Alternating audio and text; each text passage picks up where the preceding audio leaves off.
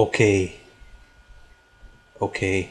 2014 US Chess Championship Round 6. And this is indeed where things start to shape up at the top. And it's getting really exciting. You know, I can hardly contain myself. So round 6 for the men, round 5 for the women. And without further ado, let's jump to the games. Before this round, Alex Landeman was doing quite well, leading a whole point ahead of the field. So okay, before we get to some of the players battling, we're actually gonna have a quick look at this game. Zatonskih against Ehrenberg. They followed a fairly well-known line in the Caracan, a main line.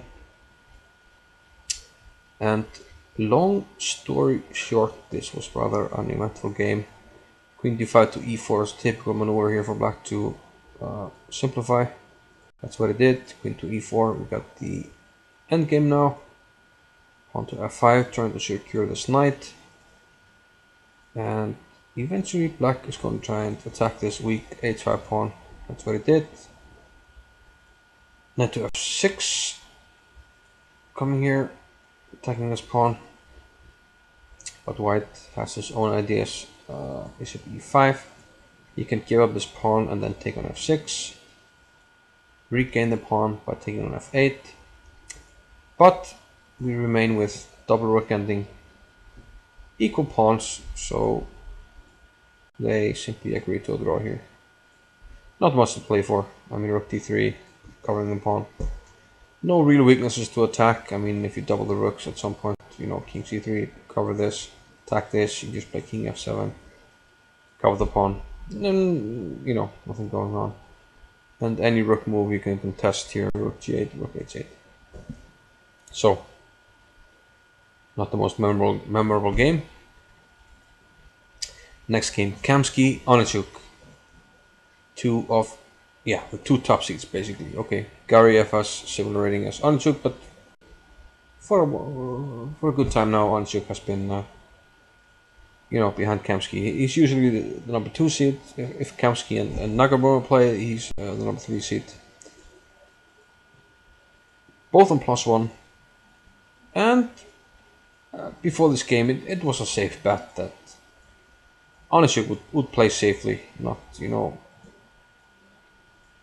try and take too many chances. And, okay, just moving along here, rook a7, the rook is going to swing over to the c-file, anticipating the opening of the c-file, and want to contest there. That's what happens. C takes, queen moves out of the pin. Now we move on to b5. At some point, in 88. And as you can see, I mean, not much happening. This is an exchange slab pawn structure, and b4. Okay, maybe slight weakness here, but turned out the black seemed to have everything under control here. Mass exchanges, and finally knight d6, and the draw is agreed right here. Black takes with the queen. We have symmetrical pawns here, more or less. And yeah, one weakness apiece here, but not much is happening. No penetration squares, so a draw is agreed. So both on +1 here. And kind of counting on that they're gonna be able to draw blood on Landerman in the later rounds. Onichuk and Kamsky both have to play Landerman still, so they're on +1, along with Jacobian and Gariev. So let's move on to before we go on to the top guys, let's go quickly over Moeller and Robson. I think in this game it was a Sicilian. I think Robson is moving to an equal score here. So Taimanov Sicilian. Taimanov and Paulsen, I always get them mixed up, but solid way to play for black, in my opinion. Queen takes b7, pressure on the diagonal. We have to protect the rook, bishop f2. And black seems fine here. He has the pawn majority in the center, which means he can control more squares there. He has the half open c file. Meanwhile, where's white's attack? b4. Nice knight on d5. It seems things have gone wrong for white here completely. Doubling on the c file, and yeah, not takes on c2. This seems like a horrible game for white, and the solid one for black. Look at this queen here. Come on. It's just too much. Knight takes a4. Knight c4 check, and resigns. What to do really if king here, then... I mean, number of moves. Maybe knight e3. Maybe queen e4, bishop e3. Yeah, this should work.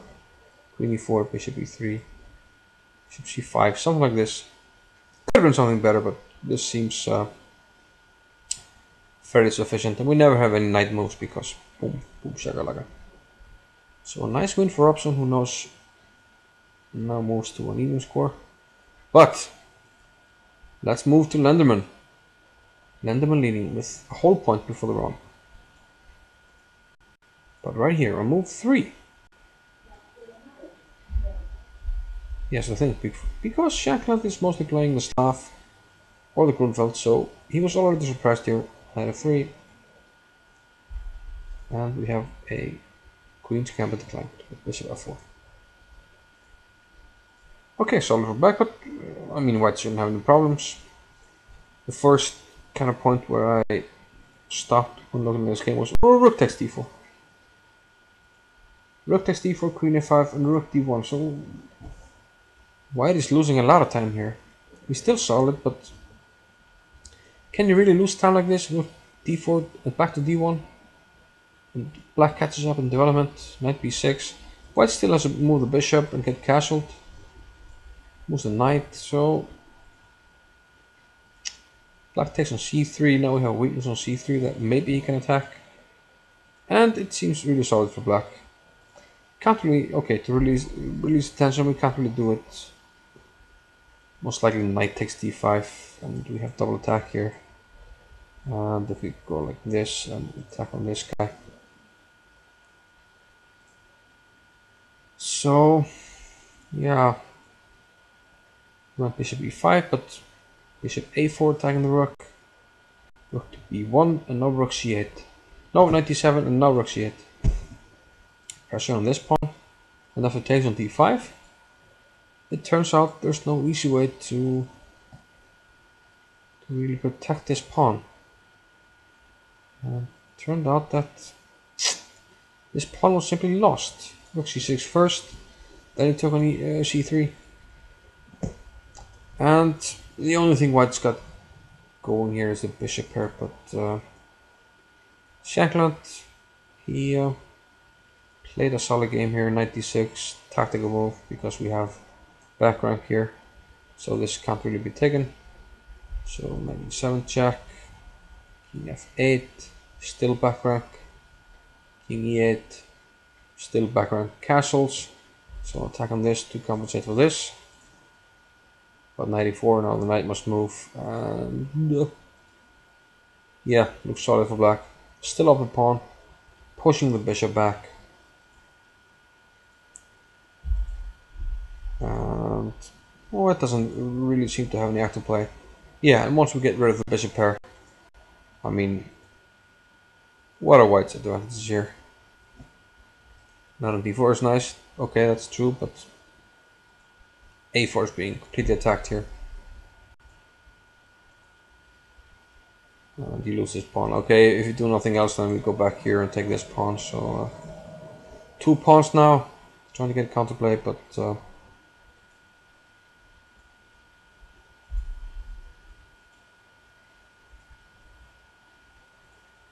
we're gonna win the a4 pawn. So coming back to a 2-pawn advantage, and here white simply resigned. I mean, if you take this pawn, we pin the knight here, and then just push this pawn. You can't do anything. I mean, 1, 2, 3, 4 it's 4 moves, you can't do anything. Once we reach a2, it's game over, so that's 3 moves. So I can't do anything. And he had to resign, and this means that Gariev and Akobian can catch up. Let's first have a look at Gariev. He played a very interesting game with Josh Riddell. And he decided to surprise Riddell here with the hippo. The hippopot. Okay. Hang on a minute. Hippopotamus. Hippopotamus.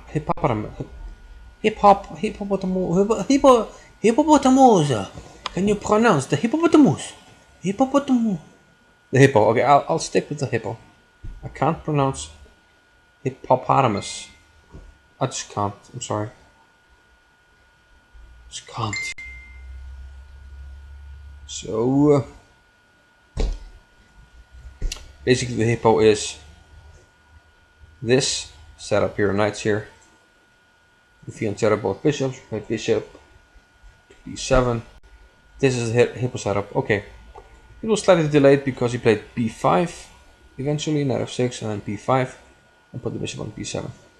But okay, it's the same setup. Sometimes you play b6 and then b5, but he played b5 in one move. So we have the hippo setup.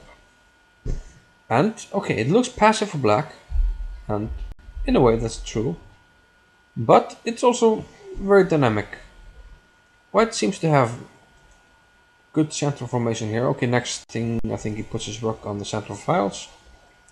Queen d7, rook to d1, but not bishop b7. Okay, we lose a move with the bishop, and okay, white, it's your move. What do you do? And it's not so easy. If you push e5, then we open this bishop. It becomes dangerous. You can put the knight on d5. You know, should be fine for black. If you play d5, okay, for the moment we can maybe take, but this structure is probably good to, I mean, okay for black. Move this knight, then we play f5, and it starts to resemble a King's Indian, and we get this f5 pawn, push in, and white has played h3, which means once we get an f4, the structure is weakened, so not so easy. So it looks good for white. He's all dressed up, but where to go? That's always a question. So a3, king f8. We can't castle because the battery on h6. So king f8, kind of artificial castles, king g8. So maybe king h7, but it looked like he was not in a hurry because, okay, if you put the king on h7, then white can start thinking about e5, opening up the bishop and playing h4, h5 in some positions. Not immediately, I'm just talking about ideas. So black elected to keep his king on g8 and wait for the opportune moment to play king h7. So okay, knight h7, knight g8, a very provocative strategy by black. Knight b6. This knight stands well actually, covering both the a4 and c4 pawn advances. Knight back to f6, knight f4, knight to g4. This square became available once white pushed h4, h5, c3. Okay, white is still solid, and I guess in the computers white is going to hold an edge throughout this game, but it's also easy for lower level players to go wrong here for white. But Friedel is a grandmaster and he played solidly. Knight h3. But I was fascinated by this game because I've tried this strategy with black and I find it quite interesting. Rook takes d1, we take c4, bishop f6. Okay, now we're going to solve the king with king g7 next move. So let's see. Knight g5, king g7.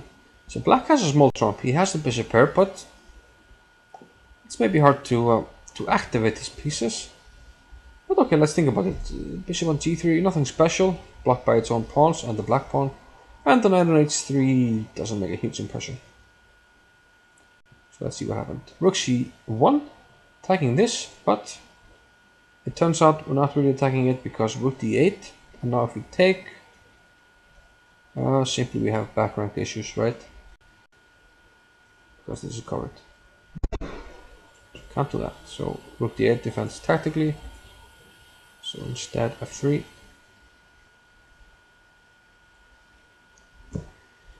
Knight goes back to h6, but this is not a really good square.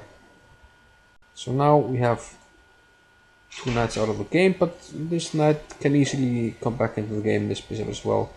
No, we won't have two, so I think at this moment white has a better piece. d5, d7, takes, and rook takes. We have to take with the rook because this was hanging. Although maybe we can, no, oh yeah, we have to do that. What I was thinking there was 4, but we can simply retreat the bishop, let's say here, and there's a pin, so we can't take. So rook takes e7 is forced, and now we can start thinking about improving the white knights. And even though black has the bishop pair, it seems quite solid for white. And in the end, white started to improve his pieces. King, endgame, we improve the king. We can put a knight on c5. And let's see here. a4 is bishop f1 a move. That's what it did. But king e1. And now if you take king f2, and then we take on a6, and this pawn is too much to deal with. So bishop back. f1 takes. King f7. King d2. And now, interesting. After king c3, bishop f1. g3 and c6, white went for the endgame with knight against bishop. Interesting endgame because it's a good knight and not so good bishop, right? The white has various ideas. I mean, one idea is to maneuver the knight. We go here, and put it on f4 eventually. Trying to create some weaknesses. So it's always more fun to play with the knight in these positions. But let's see what happened. White actually got the c6 pawn because black sacrificed it. King e6, king c5. Okay, knight e2 first, covering the pawn. Now king e5. And here might be the critical point. King d4 looks dangerous, and maybe it's up for grabs still. After a very interesting struggle, could be up for grabs. But instead, g5, but now king c5, and now blocking the king from entering. And it could be that after this, that Gariev missed this move, knight b1. A nice idea, because after it takes the pawn, which it did, knight c3 check, and there's no stopping the white pawns. Pawn to b5. We're gonna queen here. And okay, they played a few more moves, but this is completely winning for white. The queen, he takes our pawn. No, he didn't even take the pawn, but it doesn't matter. Queen check, queen check. It's completely winning for white. I mean, okay, it's just winning. If you don't believe me, check it with a computer. It's winning, believe me. So a nice win for Josh Riddell, who now moves to even. And at this point, even can still make a run for it, because, well, the leaders are only on +2. And a Kopian with white against Ramirez. So we had a Slav here.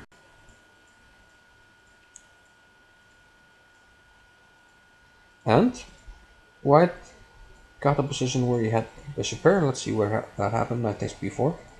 So, small advantage for white. The bishop pair, immediate threat bishop a3 winning the exchange, which explains rook e8.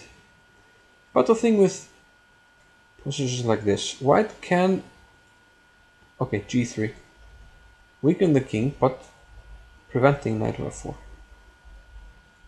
And the thing here is, white can more or less press for a long time with the bishop pair.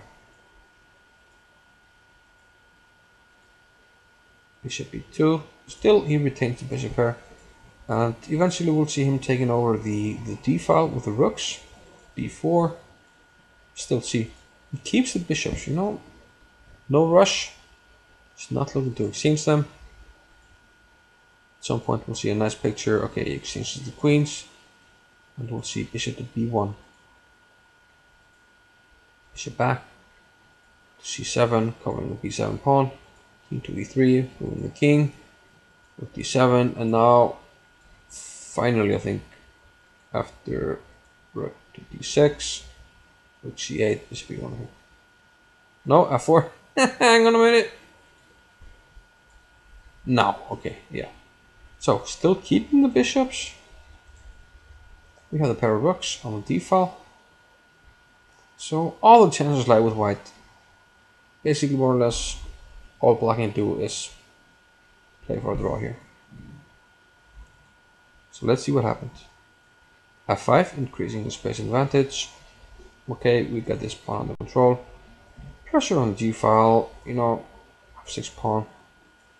So king f7, unleashing the pin.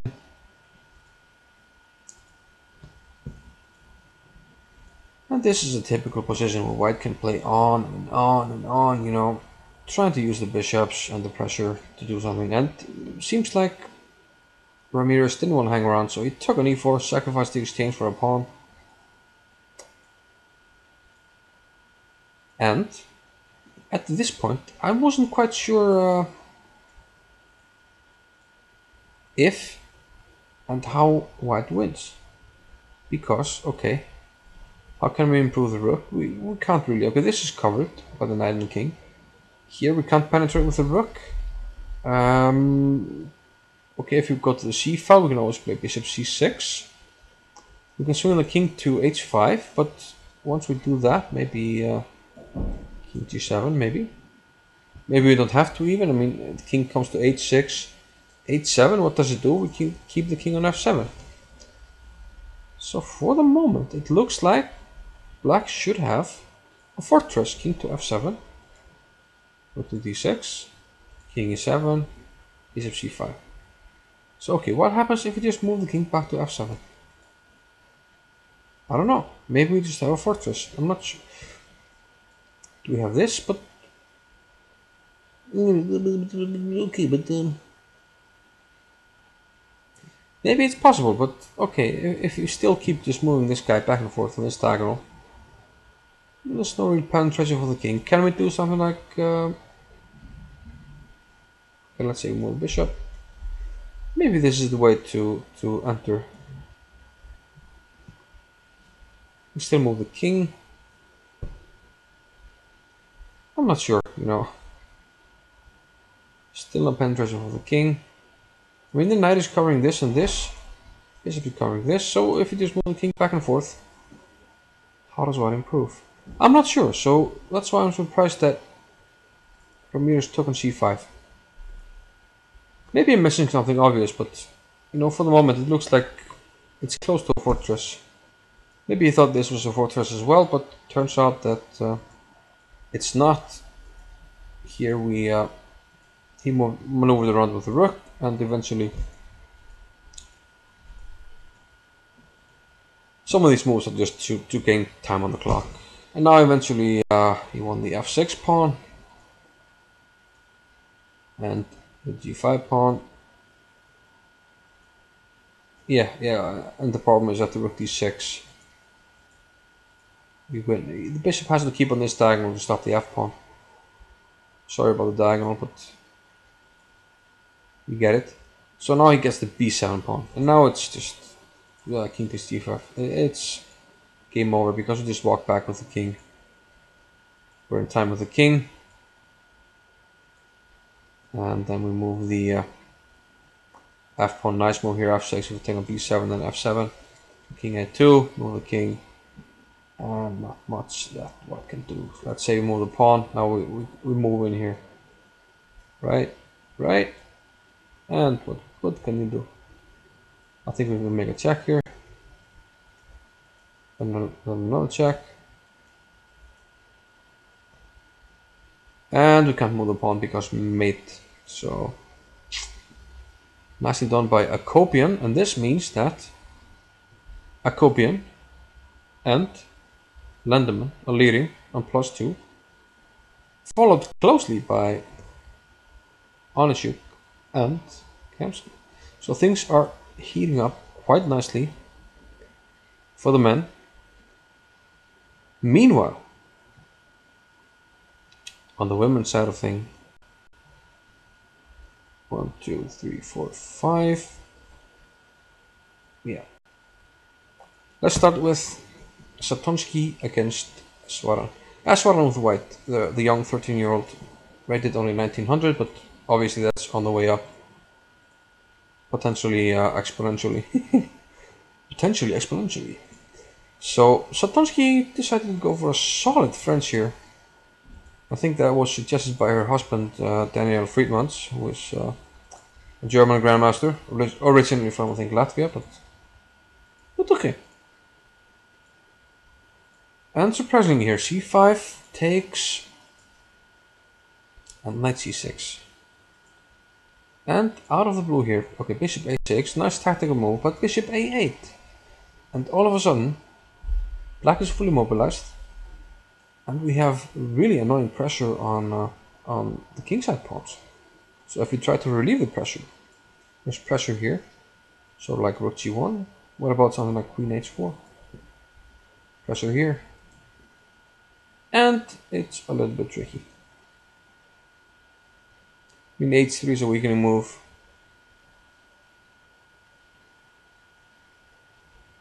And, you know, black seems to be doing fine here.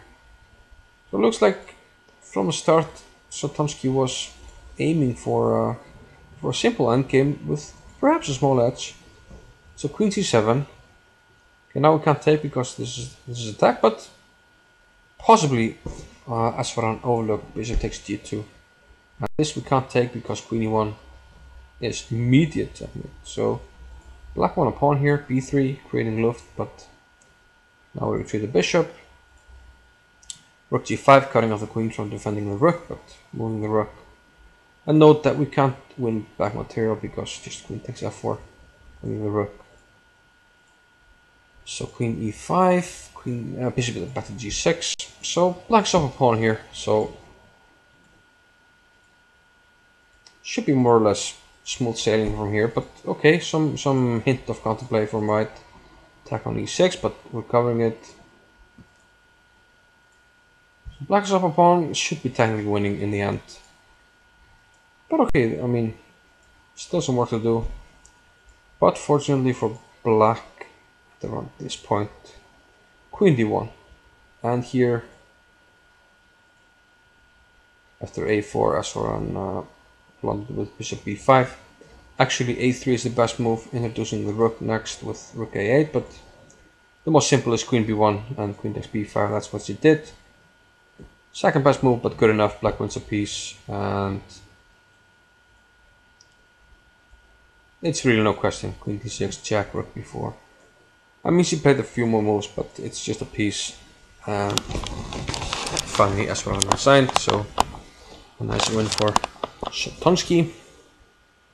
So this means that Arena Krush, who was leading with half a point, has to win against Tatiev Abrahamian to sustain her lead.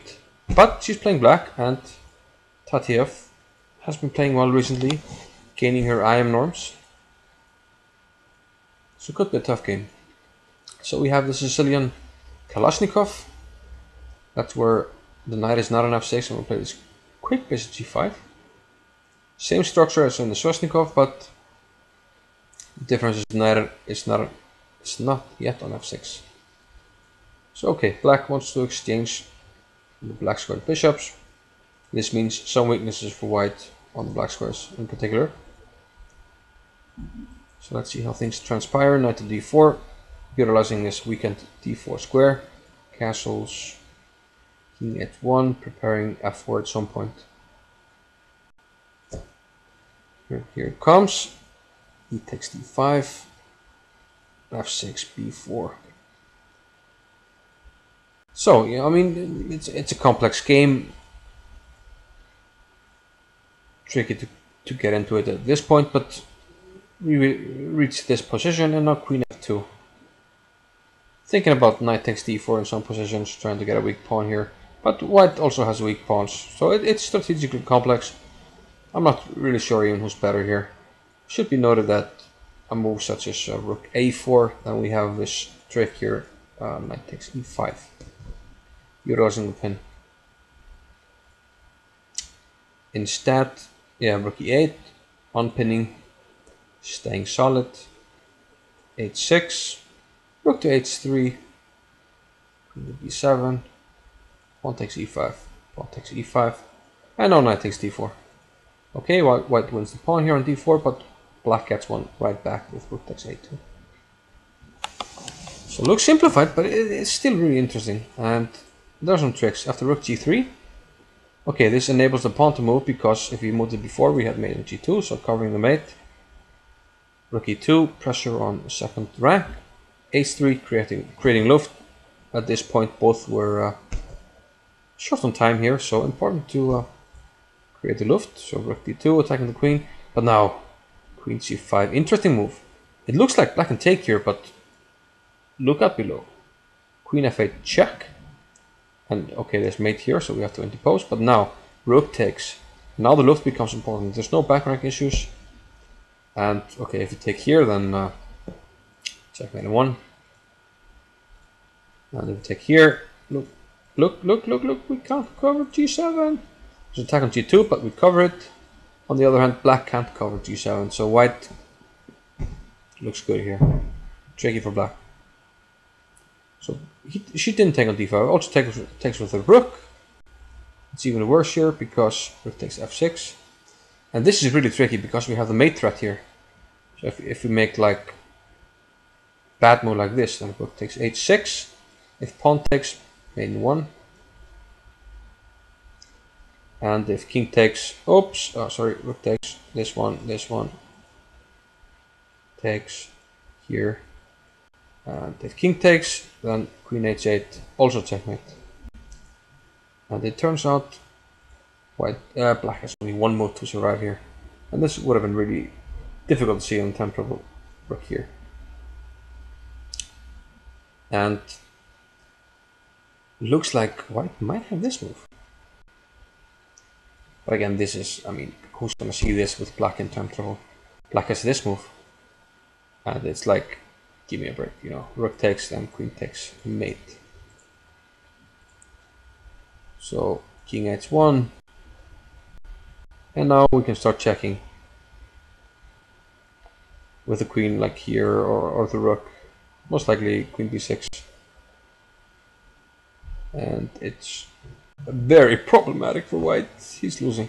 Yeah, probably this, because here, oh, hang on a minute, there's still mate here, so yeah, it's tricky still. No, you have this maiden 1, yeah, sorry. So tricky position, so understandable that people didn't see anything here.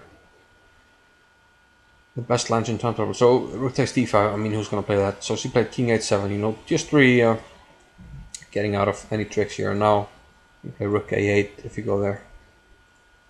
Instead she played rook e1. Nice move, because we're gonna go rook e7. That's what she did. Rook e7, rook takes c5, rook g takes g7 check, and we take the queen. And now this nice move, rook g5, which seems to survive. She took on g5. Now white's gonna get this past b pawn, but this is drawn. We got the king out of the 8th rank immediately. Then we put the rook behind the pawn, and white can't really make any progress here. King g6, king f5, b6, king f4, and after b7, yeah, the game was drawn. Just push here, and white can't really do anything, it seems to me. I think that's the move. Yeah, it's important. We can't move the king to the e file because check. So I think f5 is should be a safe move. And how does white make progress? Because once we move the king back, we have this move. We don't have time for this because mate. So once we move the king, we go check, b1, and then we move the g2 pawn. And at some point you have to move the rook, then we take the b7 pawn. So complete draw, and yeah, they agree to draw here. And this means that, again, for the third time, you know, at 0-0, at 2.5 out of 3, and now after the fourth round with no, the fifth round, sorry, yeah, fifth round with 4 out of 5, they are again tied, and for the moment, it's hard to imagine anybody, you know, catching up to them. Basically, Tatev had to win here with White to catch up, but it's going to be Krush against Zatonskih once again. Just quickly before we quit, forward like 60. We had an interesting situation in Camille's game, because you remember the queen ending against Esperan, where she blundered, where probably she could have almost won with queen c3 and double queen ending. She had another game here against Alisa Malkina, where, I mean, she had a good position the whole game, but then she ended up in a queen ending where she was just lost after queen e1. And basically, after some moves here, black should be able, king h5, good move, king takes c5. Black should be able to walk his king like around here, triangle, and then walk the king over to these squares and win. This is move 55, but let's just go to move 110, and you see not much has changed. So finally luck was on Camille's side, and she managed to draw here against Alisa Malkina. So yeah, in the men's department things are really heating up, and it's anybody's games at this moment. So my bet is on Kamsky, Anchuk, or Kobian, the veterans, to take it down, but you never know. Lendemann is still in the lead, but he has to play Kamsky and Anchuk in the next 2 rounds, so it's gonna be tough. So we'll see. But once again, if you're still here, thanks for watching. I'll see you later. Bye bye.